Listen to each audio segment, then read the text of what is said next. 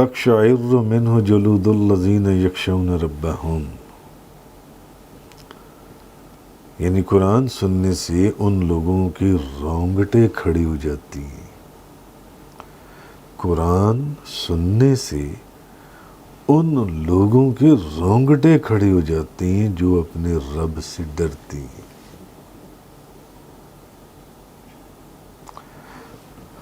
اللہ نے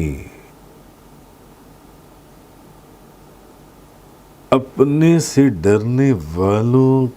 کی مثال جو دی، اپنے سے ڈرنے والوں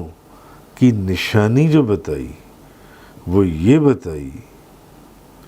کہ جب وہ قرآن کریم سنتے ہیں تو اللہ کے خوف سے ان کے جسم کی رونگٹیں کھڑی ہو جاتی ہیں۔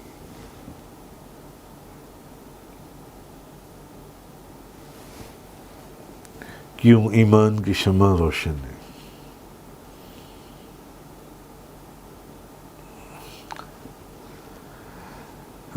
اور قلب سلیم ان کو حاصل ہے۔ سلف صالحین، پہلے بزرگ اپنے خشوع کے اثرات کو چھپانے کی کوشش کرتے تھے،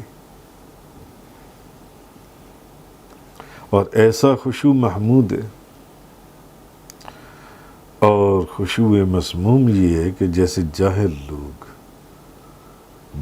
لوگ